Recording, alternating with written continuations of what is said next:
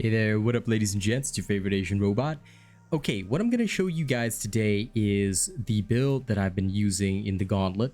People have been asking about my Gauntlet build several times, and what I'm going to say about this is that if you want to use this, I stress it immediately. It is best used in a duo or in a party. Doing this solo is not ideal in any way, shape, or form. But because y'all keep asking, I'm just gonna give it to you. This is what me and Shrewd have been using in the Gauntlet. All right, we've used it in every single Gauntlet level, whether it's the based on whatever weapon it is, because we're still in the early levels. That's all we've needed for the cells. Like, all we really wanted to do this season was to get the cells, and in order to do them, we've been clearing the Gauntlet. And clearing the Gauntlet, you have this particular modifier. I'm going to take off my camera so you can see it. Each of these Gauntlet levels past 1 to 20, right? After 1 to 20, once you get to 21 to 40, they each have a modifier that will specify a particular weapon. So in the 21 to 40, it was Sword Master. 81 to 100, it's Pike Master. Okay, so we basically build the appropriate build around the weapon that is specified for the Gauntlet levels we're doing. And the build we use is a standard flawless build that focuses on wounding. Okay, so in this case, we will use the Cold Hell Urska. All right, Berserker Acidic Cell here. Special is Savage Wellspring to get more crits. Executioner Spearhead. Now, this is an example. You can modify this for any weapon for any of the levels. All right, so if your sword, modify the build to suit a sword. Okay, the bond will always be Frostwolf. Okay, the mod and the special, I leave it. You have to change it based on the weapon you're using. But ideally, all right, you will have Revenant as your Omnicell. If you want to, you can use Discipline as well. Both will work equally well. Revenant is preferred, especially if you're in a duo. For solo demonstrations, I tend to use Discipline, but Revenant is the better choice. Okay, Skarn's Defiance will be your Lantern with Catalyst Cell. Why? Because you're going to be playing with both Galvanized and Cunning. In depending on your situation, you'll have both Galvanized and Cunning. But if like for the Pike level, we're using only Galvanized. All right. Why? Because we can get a lot of benefit out of Savagery instead. Sorry, cooking's going on. So anyway, Helmet is always the Time Weave Helmet. Usually we'll have a Recycle Cell here. Malkurion's Grasp will have either a Recycle Cell or another Critical Cell. It really depends on the build. Like, the other Critical Cell, like, normally I would put the Galvanized up here if I were not using Acidic. All right, but in this case, we are using Acidic because other builds that don't have natural wounding, you will need an Acidic Cell to actually cause wounds. All right, Savagery is here in the Quill Spike Jacket together with a Savagery Cell. This is how you get your Savagery bonus.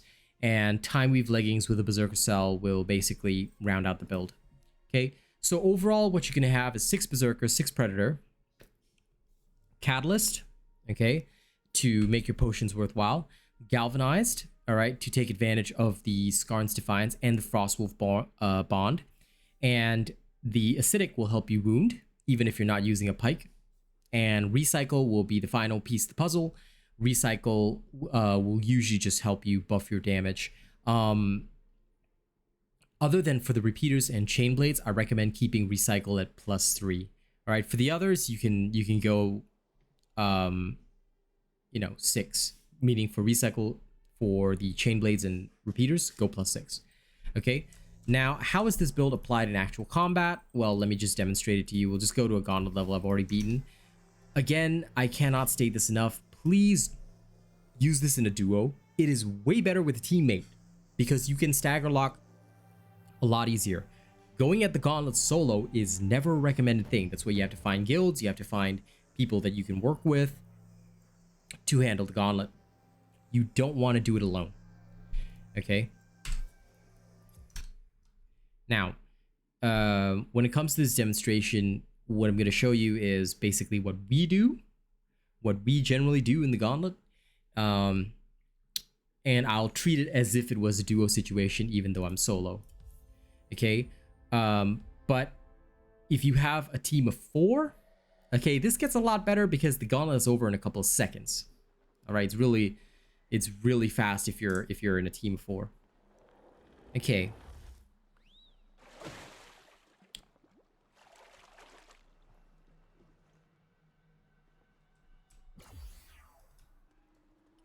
All right, so the first creature is the Drask. Now, usually before we get into combat, we'll buff up.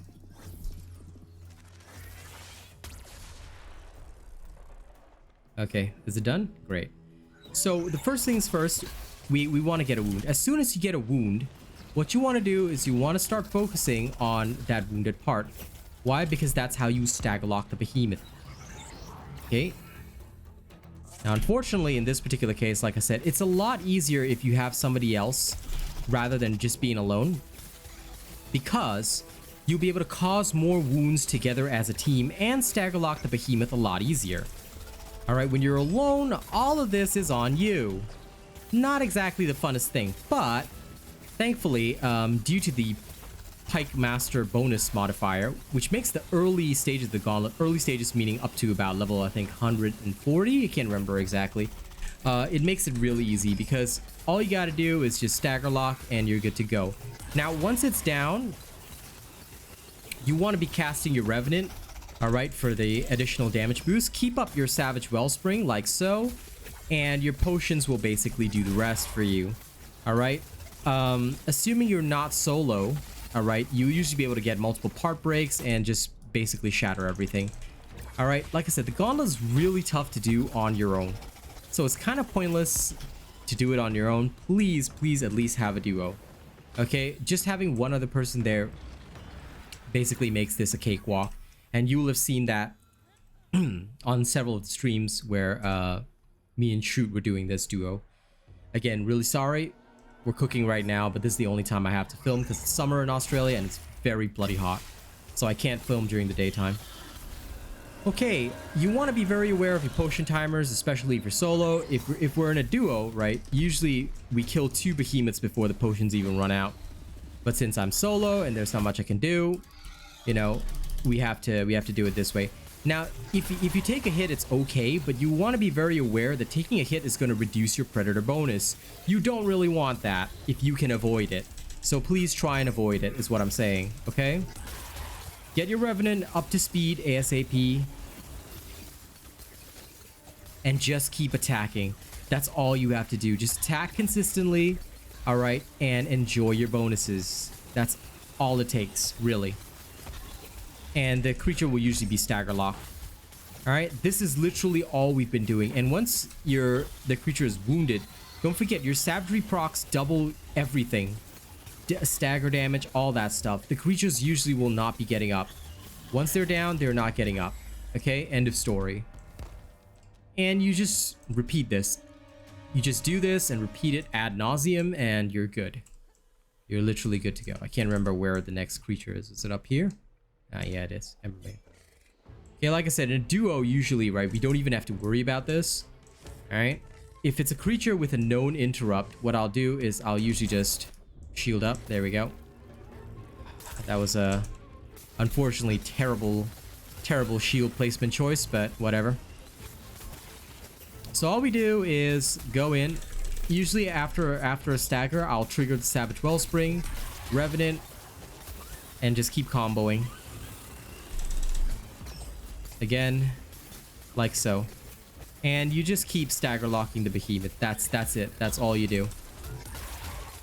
All right. Keep feeding off the additional damage. Keep using your Revenant. And before you know it, fight will be over. That's all it takes. Okay. Keep up your potions as much as you can, because that is literally your survival mechanic.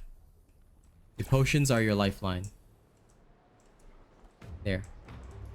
Now the element of the creature doesn't even matter because this is designed so that it'll work regardless. But you must get a wound first, okay? Please, as soon as you get a wound, life gets a lot better for you. Okay? Get multiple wounds if you can. That way, no matter which part you're hitting, because the pike is a little weird. Although we use recycle +3, sometimes you won't even be getting much benefit out of it, in which case some people like to replace that with Relentless or something like that. The reason why you don't get much benefit is because the pike hits multiple areas, especially with the spin attack, but this can be mitigated by striking certain parts, like for example the head on the Pangar is not much of an issue to hit easily and consistently, and that can get your recycle bonus up to the appropriate level instead. All right, but basically the answer to everything is just go ham. Don't think too hard, just attack relentlessly and you're good to go. All right.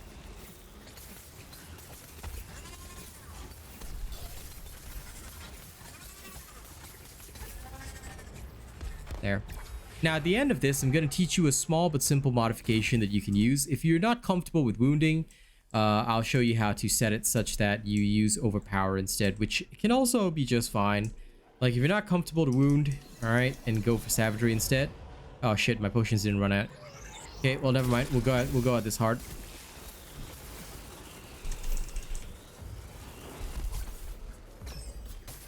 All right, I'm just waiting for my potions to run out so I can. There we go. Have to sacrifice one knockdown just for the potions. Sad, but it's okay. Because we'll recover it soon enough. Yep. Usually, as long as savagery is up and running, this thing will not be getting up. So, just feel free to go ham. And you can keep resetting your combo by just dodging and just keep spinning like a Beyblade. That's it.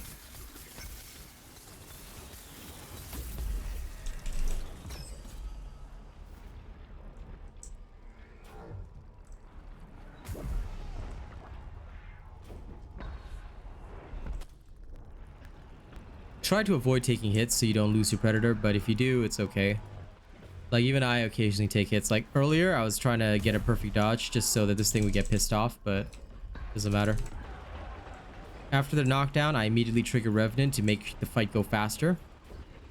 Alright, and I just keep doing what I'm doing. That's literally it.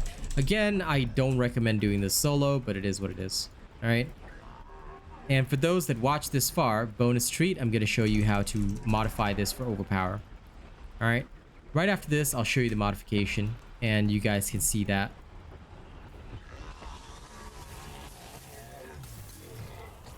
Okay, good to go. That should be it.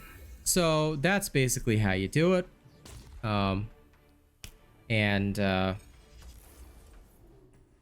This is what we do. This is just what we've been doing in the Gauntlet's really easy. There's really nothing special or fantastic about it. Just go in there, clear it, bada bing, bada boom. You're good to go. Okay. Now I'm gonna show you guys a simple modification. If you're not comfortable with savagery and using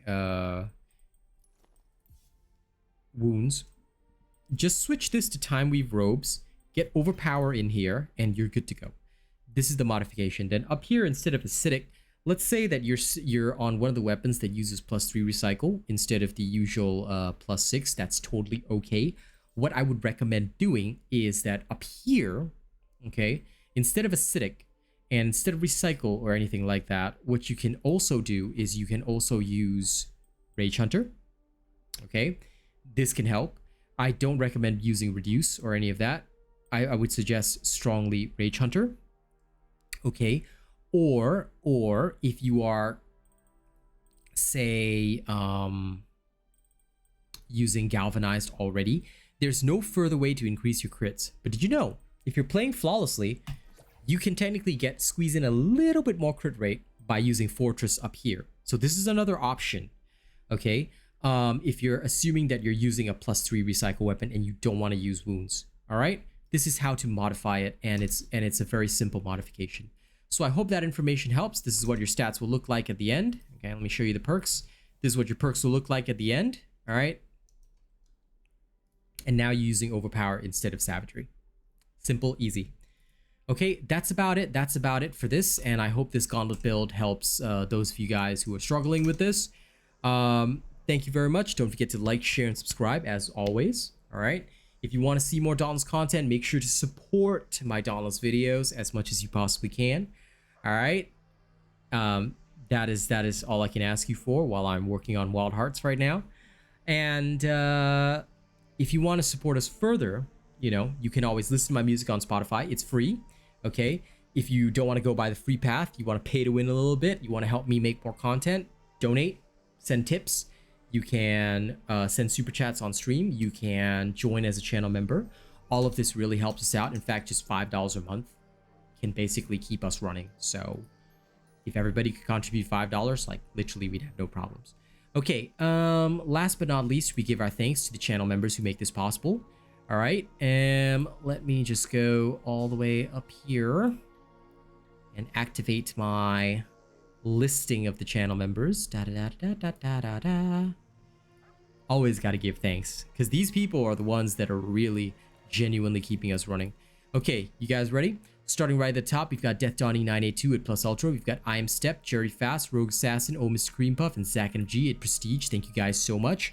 In terms of our honored robots, we've got Jammer Boy, The Mighty Xeno, Underpaid Enlisted Soldier, Triple D 326, Dariverse, Cordova 2182, Maze, Che D12, Stefan Geyer, Coffee, I'm Peeps, Syed Assad Bukhari, Pringle Bread, Tuan Nguyen, Miss Eve, Tyler King, Coda CMF, Kami SMH, Conrad C, Nate the Great, Curtis Sussler, Corey Ryu, Benjamin Savage, Lady Neo, and Carisi Burger. Thank you guys so much. All right, and thank you to all of our cool and weird bots as well.